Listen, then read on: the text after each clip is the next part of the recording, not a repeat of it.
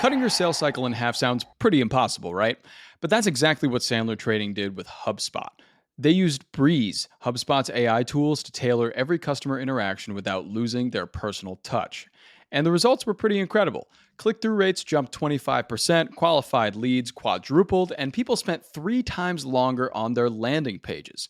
You can go to HubSpot.com to see how Breeze can help your business grow.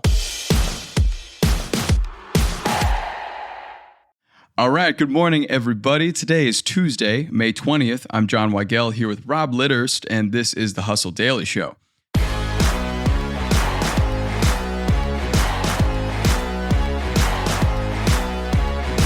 Since the pandemic hit, the tequila industry has been riding an unprecedented high. Of course, that's not the situation we're in anymore. Eventual tariffs are definitely components of the problem, but consumer behavior and farming are also coming up as major issues here, to the point where celebrity brands are also starting to falter in the tequila space. So what is in the imminent future of the tequila industry? We'll get to that in a bit, but first, let's give you the news in business and tech.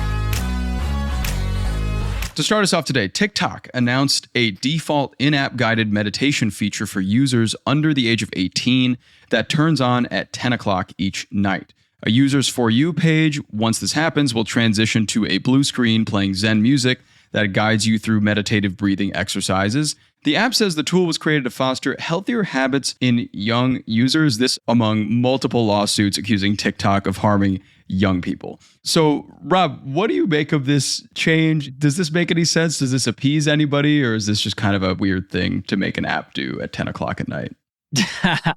Listen, it's definitely better than the alternative, which I think is just like continuing to let kids run through their For You feed forever. Oh, yeah. If I'm not mistaken, I think in China, they have limits on how much TikTok viewing kids can do up into a certain age. Right. But in the United States, we don't have such limits. And so I think this is a step in the right direction. I still think it would be better if there's just an in-app limit, tied to somebody's age to make sure that they can't continue using the app all night. Sure. I don't want to minimize it. It's a good thing for them to do. In-app guided meditation is a great start, but I think there's probably more to do. Yeah, I think it's a decent thing to do. Not exactly, as you said, be all end all, not like life-changing information here, but at least there's some movement in a proper direction. It'll be really weird if TikTok becomes like the top meditation app after this. Honestly, by this definition, it might just become that. It probably has more actual people meditating or going through the meditation on screen than most other apps, for sure. Yeah, Headspace is punching the air right now. Next up, Regeneron Pharmaceuticals is acquiring 23andMe for $256 million through a bankruptcy auction. If you remember, the DNA testing company went public in 2021 and momentarily topped a $6 billion valuation, but it did file for bankruptcy back in March, and now we got a buyer. Next up here, we got confirmation this week that 2 of the biggest credit card companies just merged together. Capital One officially acquired Discover Financial Services after initially announcing the deal in February 2024 for $35.3 billion. So it took a little more than a year for this to get done, but I guess it got past all the antitrust lawyers, apparently. And finally here, Klarna is in a bit of a pickle right now. The buy now, pay later company just about doubled its net loss from Q1 of 2024 with a $99 million loss so far in 2025. Part of the reason there is that its big IPO remains on hold, which could value the company at over $15 billion. So, Rob, they're probably really itching for that IPO sometime this year. Yeah, definitely. I mean, this is kind of surprising news to me because I know Klarna has made quite a few moves to cut costs. I know they had a bit of a layoff, replacing a lot of workers, I think, with AI. And their CEO recently wrote a memo kind of similar to some of the others that was just talking about, how important it is to embrace AI and use it to try to stay leaner. And so I think they cut some costs from a people perspective.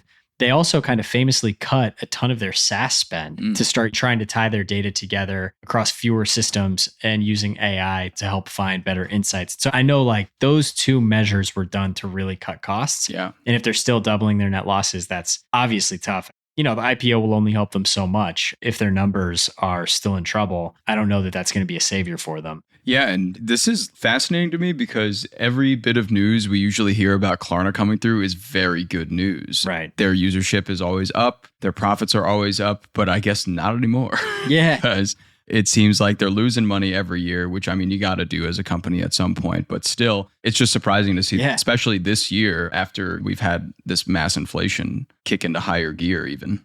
Totally. I mean, I think like the whole buy now, pay later thing, there's Afterpay, there's Affirm.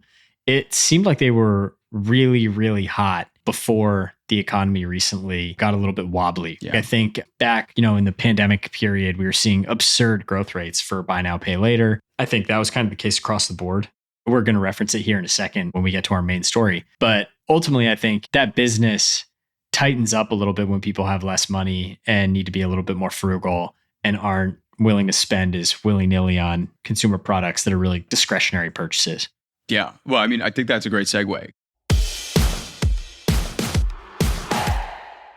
Okay, look, side hustles fail when they consume all of your time. I mean, every single bit of it.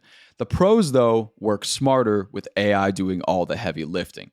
To help you out, we just dropped the Side Hustle Accelerator database. You can search your exact problem for your side hustle, grab the perfect prompt, and get results. If you're struggling with marketing, content, and customer service, it's all solved in just seconds. This isn't just another tool, guys. It's your unfair advantage in a spreadsheet. So stop asking AI the wrong questions and start scaling with what actually works. You can get it for free in the link in our show notes. And you can stop right now, actually. Why don't you take a look down at those show notes and tap the link. You don't want to sleep on this.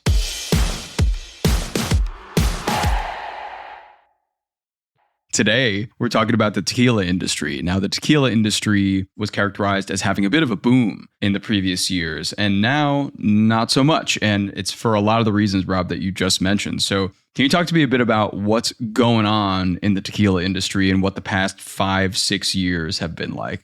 Yeah, so this is all from a CNN report and from a recent report from OBEV, which is a alcohol marketing agency. And basically what they're seeing is that tequila is at a critical juncture with signs of market normalization after a decade of insanely high growth. And we've written a lot of pieces on this in The Hustle about how tequila has become the number one spirit, how it's really just been on this kind of rocket ship trajectory, overtaking vodka, overtaking brown liquor. It's really impressive. And I think a lot of it is just, what's in fashion from like a drinking perspective. Sure. But I think some of it is definitely because tequila has kind of historically been viewed as healthier.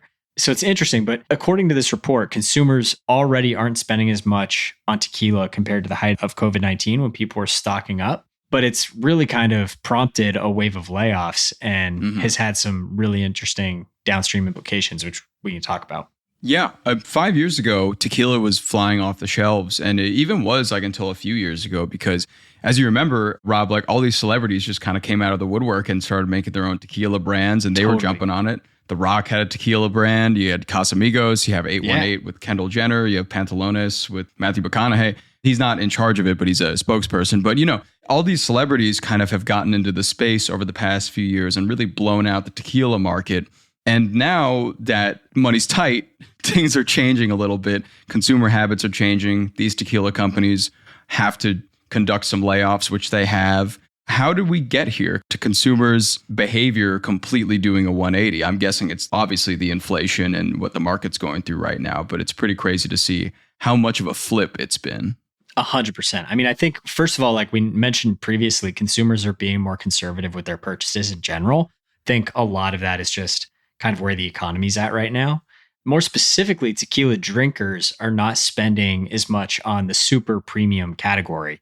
They're looking for high quality tequila at an affordable price, but people just aren't shelling out for the flashiness of a Casa Azul for $150 a bottle or something like that. Yeah. So it seems like not only are people being more conservative in general, but even underneath that, people that drink tequila are just cutting back a little bit and aren't going as high end as they used to. Yeah. And I think there's been just like a push within a lot of industries, like even the fashion industry, from luxurious high price things with a logo to modestly priced things that are still very good quality. So that's kind of come to the drinks industry, definitely in tequila.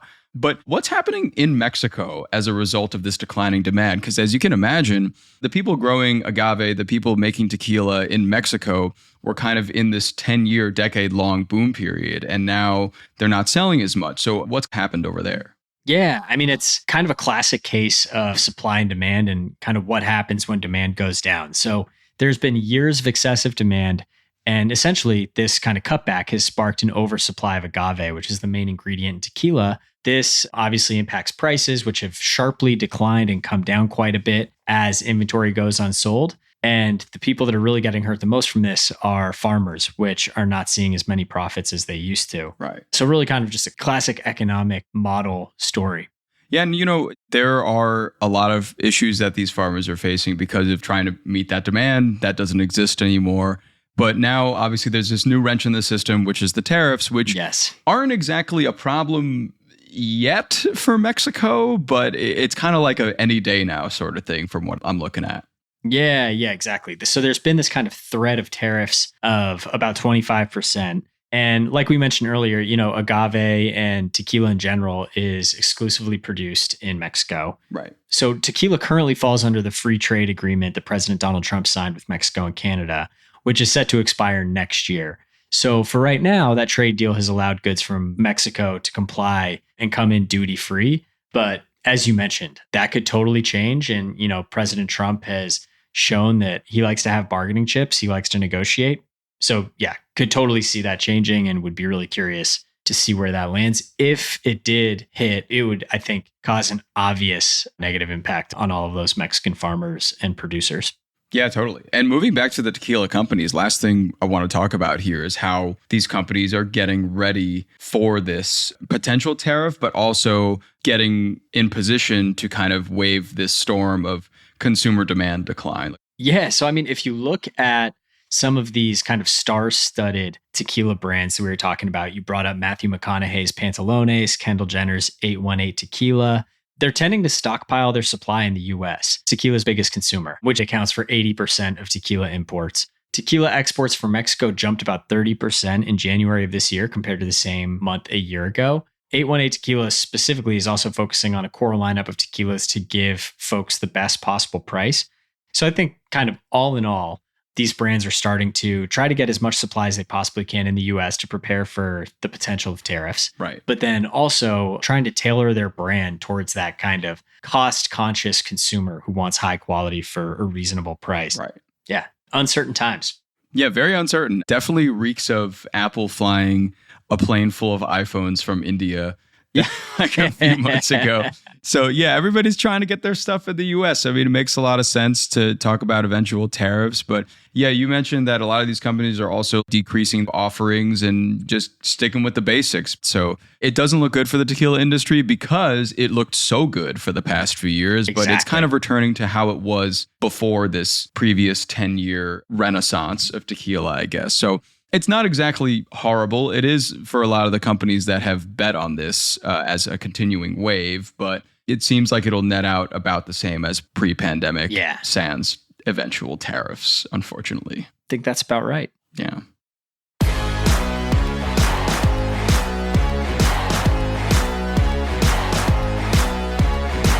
All right, that's going to do it for us today. Thanks for tuning into the Hustle Daily Show. We're a proud part of HubSpot Media. Our editor is Robert Hartwig, and our executive producer is Darren Clark. We got a whole bunch more tech and business coverage in our newsletter. If you're not subscribed, go sign up at thehustle.co/email and follow us on Instagram at The Hustle Daily. We'll see y'all tomorrow.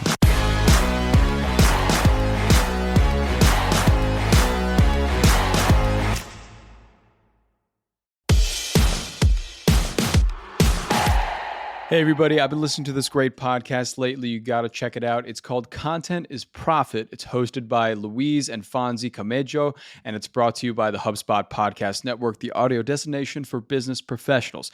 So in this podcast, you can discover the secrets and strategies on how your business can achieve the frictionless sale. We talk about frameworks, strategies, tactics, and bring special guests to bring you all the information you need in order to turn your content into profit. Recently, they did a whole episode on micro creators and UGC and how those things are transforming the social media industry, especially for profit. They had a guest on, William Gassner, who is the co-founder of Stack Influence. So definitely check that episode out if you want to learn more about the social media landscape as it is currently.